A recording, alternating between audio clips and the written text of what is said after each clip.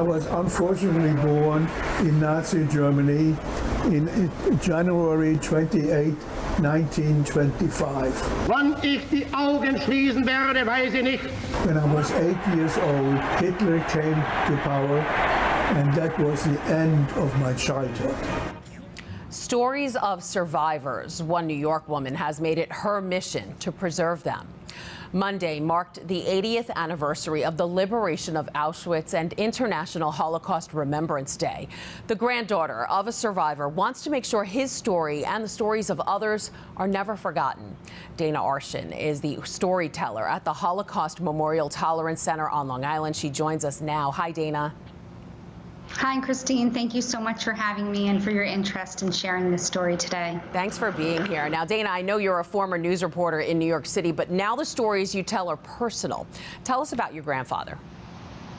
Yeah, so, they were always personal because I, at my last station, actually started a Holocaust series where I would go around interviewing Holocaust survivors. And I did that because of my grandfather, who I've always called my Poppy. He passed away a little over a year ago at 101 years old, just shy of his 102nd birthday.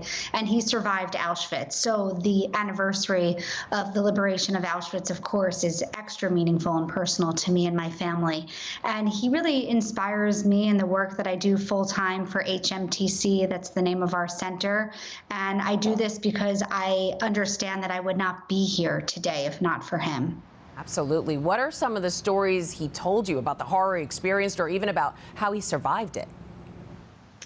I never know which story to share because there are so many. I'll try to make this really concise. This one I always think about. He was at a labor camp before he went to Auschwitz, where he was caught.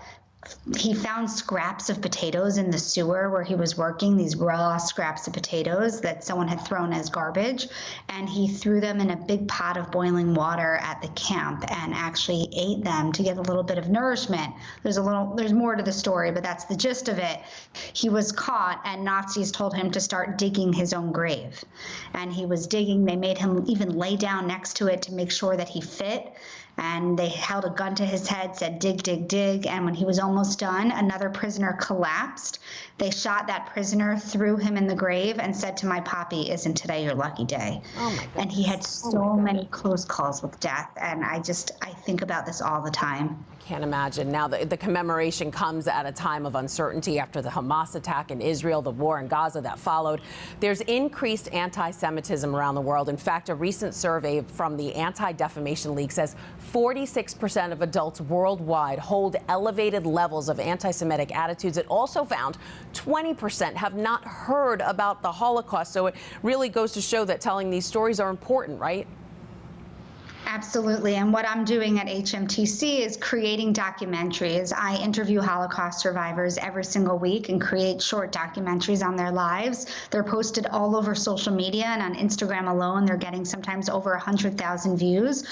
Separately, our center educates tens of thousands of students every single year. We bring Holocaust survivors, children of survivors, and speakers to school districts all across Nassau and Suffolk County on Long Island and beyond. And this is our way of trying to educate one student at a time, because you're right, those stats are frightening. And all we can do, though, is focus on the present and what we are capable of doing. And our education team is just trying its hardest to get the lessons of the Holocaust out there and to teach our students. All right, Dana Arschin from the Holocaust Memorial Tolerance Center. Thanks so much for the work you do to keep these stories alive. Thank you so much for caring enough to have me on and for featuring our center. We're so grateful. To see more of Dana's work and hear more stories of Holocaust survivors, just go to hmtcli.org.